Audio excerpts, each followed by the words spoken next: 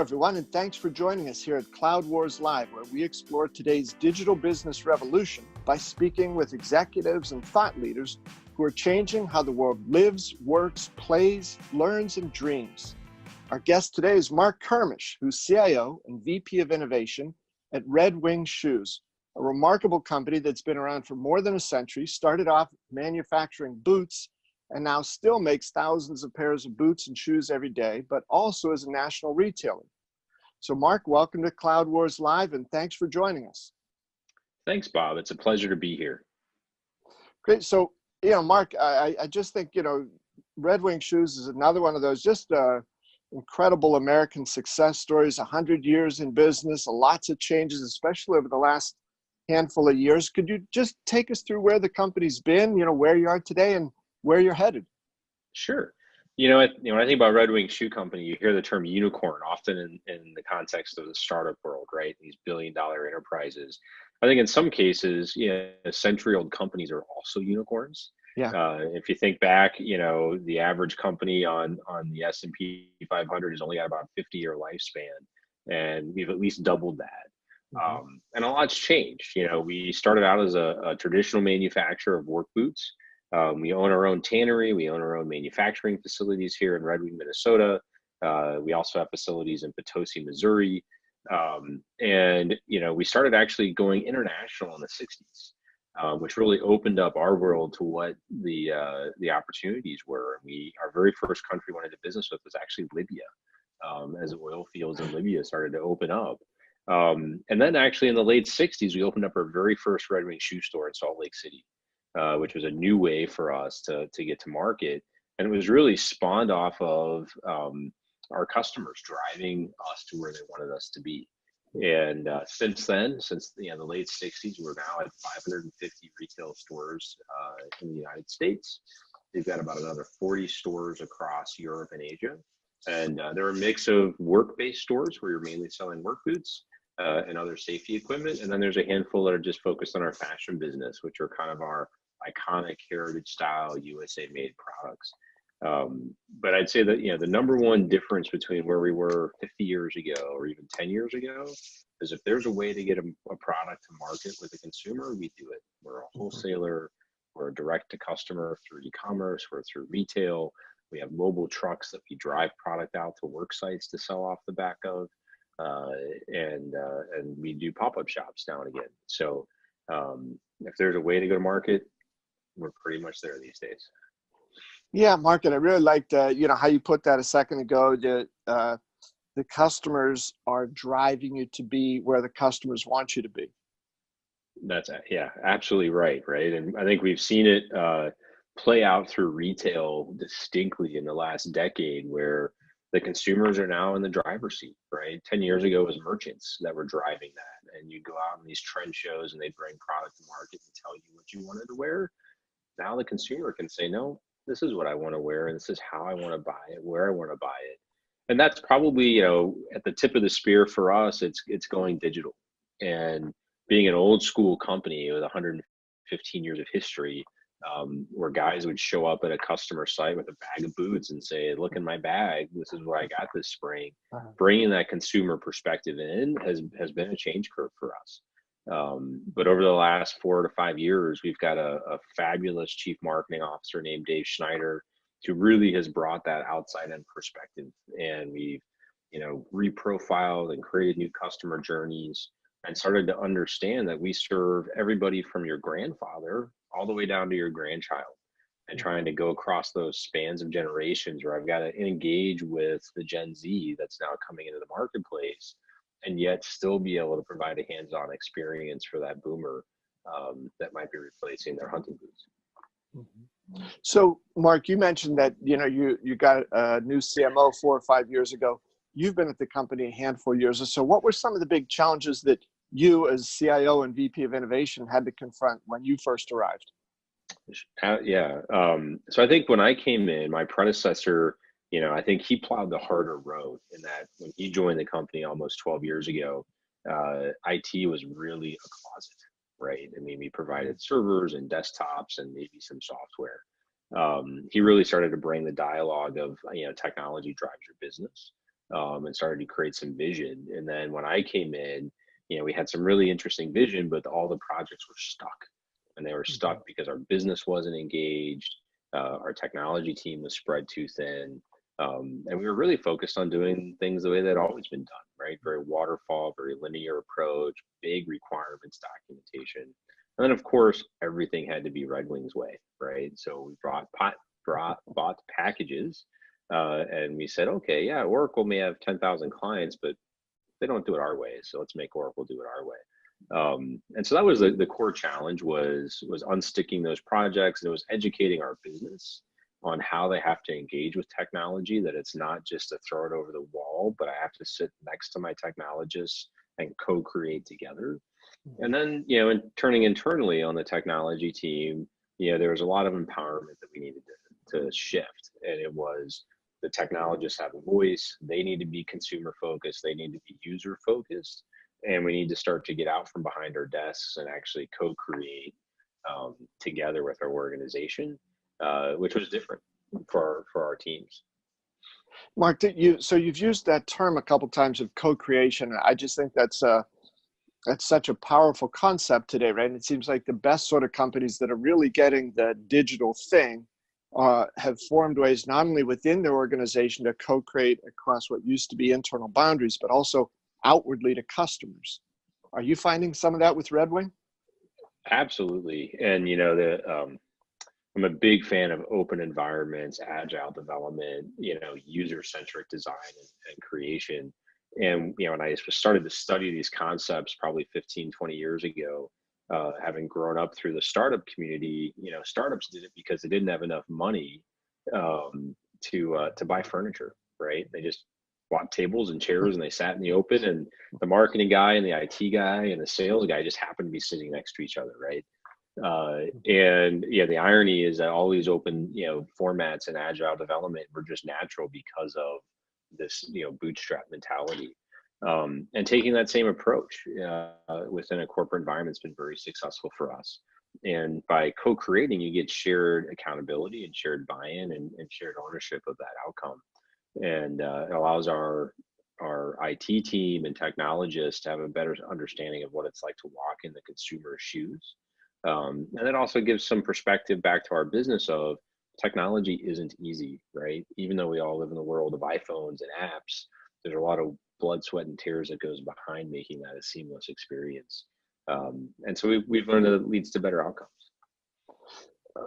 So Mark, just if I could explicitly ask as well, when you and I met in New York a couple of weeks ago, one of the big things that you talked about was culture. So it sounds like there's been what was already a very good culture at the time, but these modern days and so many of the changes taking place in the marketplace now, sounds like Red Wings had to evolve that even more rapidly and farther down the line.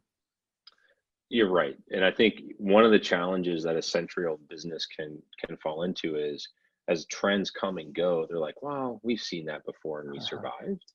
But the pace of change is so much faster and the potential for disruption is so much faster that putting a sense of urgency into our culture was required. Taking an outside-in perspective was required. Being in a town of 16,000, my staff can't walk across the street and talk to a Target or a Facebook or whatever. And so it takes more effort for us to learn from our peer companies or get involved in the industry, which is why you see us at places like NRF. But that didn't exist as a natural muscle. And so a lot of it's been introducing those concepts. And one of the very first things that we did internally in IT is we created, internal hackathon. But the way we built the hackathon was only the business could submit ideas. And so it kind of forced a little bit of collaboration. And the most amazing thing happened is people got in a room together. They learned that they talk the same language, that they have a desire for the same outcome, and they both bled Red Wing blood, right? So at the end of that hackathon, the energy level and the relationships built were more important than the actual technical product that was developed. And we've repeated that now about every quarter, for the last 4 years.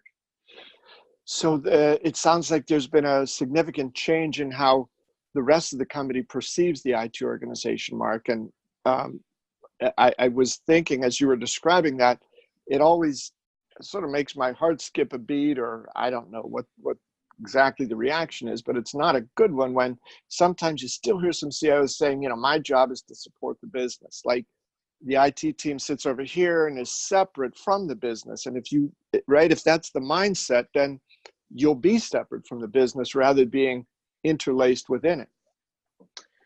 It's a huge pet peeve of mine.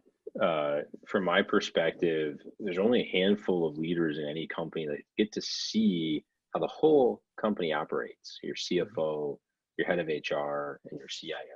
They have the same purview that the CEO does because we have to engage with the whole organization to meet our goals and objectives. Marketing can worry about marketing, and supply chain about supply chain, and product about product. And I'm in dialogues all day long where my head of marketing is pushing an e-commerce agenda, and he's like, well, I don't care what supply chain does with inventory as long as it's there. And it's like, yeah, but it's more complicated. And so we've got to go figure that out. And so I view my job really as a business leader, a broad corporate hat wearing business leader. And my tool chest is just full of technologists. No different than the CMO's tool chest is full of marketers. But because of that purview where I get to see everybody's skeletons in their closet and their successes as well, it puts the CIO in a unique position, I think, to drive transformation. I think that's why you often see them, more and more inside of digital transformation initiatives in companies. I also think it's why you see good CIOs having to arm wrestle their way because marketing wants to drive it, or product wants to drive it, or merchandising and retail. And I think Target's an interesting story if you watch how that CIO and Mike McNamara has really driven the organization where he started out owning technology, and then he took over owning e-commerce, and now he's owning analytics end to end. And I think he's starting to show really what a modernized, technology executive is. And in some cases, the term CIO or CTO or CDO, they all kind of get merged. And if you don't come to the table with that business first approach, the legacy infrastructure driven CIO just won't exist. Yeah. Well, Mark, the thing about, how terms and words can be limiting. I know your company's name, Red Wing Shoes. I just want to share with our viewers, Red Wing makes more than just shoes and boots. You got it. I got to go rebuild the foundation of the house after you and I are done here, Mark. So I'm ready now with these gloves. Well, I love it. And, it's interesting because going back to listening to the consumer, right, we've entered into adjacent markets because our consumers have asked, right? And Red Wing's known for the longevity of its boots. It's good and bad. Like, we literally have a gentleman that lived in southern Minnesota who was over 80 years old who walked in with the same pair of boots he bought when he was 14. And yes, they'd been resold, but they were still kicking. The challenge is that back then that pair of boots was probably $50, right? Maybe 25. But our consumer said, hey, you guys make great boots. I really need gloves, or I really need a safety helmet. And natural adjacencies were socks, footbeds. That moved into gloves, and then kind of headgear and glasses. And then it also moved into head-to-toe safety garments, mainly for oil and gas. And so these are your bright orange, blue, red, I call them onesies, safety onesies, so to speak. But they're insulate, they're fire retardant, et cetera. And so we've had to learn how you move into those adjacencies. But because it's always been consumer-led or customer-led as we work with our industrial customers, it's allowed us to go into those marketplaces with good product first, right? Because they're seeking us out versus us seeking them out. And you had established a sense of trust, right, among your consumers. So they knew if this is coming from Red Wing, even though it's different from what I've used them for before, this is something I can believe in. Yeah. And I think that trust word's important because I think in retail today, and with that, the power shifting the consumer, being able to trust your brand that you want to shop at is important. And Red Wing has spent 100 years building the brand. And I think that's given us permission to play in sectors that if we were a new brand today, you wouldn't necessarily be able to play in. Or you certainly wouldn't be able to get the loyalty of that customer that you've had. And it allows us to manage that customer better. But it also permeates our whole philosophy where we have a very hands-on, high-touch service approach to how we engage with our customers and consumers. And in some cases, it's, we still take care of that customer or consumer right the first time is our goal. And the ideal experience is you come into the store and you're sat in a chair and your foot is measured, and we put you in the right boot with the right product surrounding it. And, just that experience of having somebody, help you out of your shoes and place your foot in the measuring device and fit you. It's an intimate experience. It's hard to replicate online, and we're working hard to figure out ways to do that. But when we think about the experiences where a lot of retailers are going, we kind of already had it in our DNA. And now it's how do you enhance that? Yeah. Mark, we were introduced by someone from Microsoft. So can you tell us a little bit about the role that Microsoft's been playing in the ongoing evolution at Red Wing Shoes? Sure. I think the biggest challenge is for any mid-market CIO is you're always understaffed, right? And I can't out innovate a Target, a Walmart, an Amazon, a 3M, a Grainger, et cetera. So I have to rely on partners, and Microsoft's been a huge partner for us in a variety of ways. Obviously, their Office 365 has come a long way from just the basics of Word and Excel, and it drives our employee productivity, collaboration, allows us to have flexible work environments and flexible work schedules.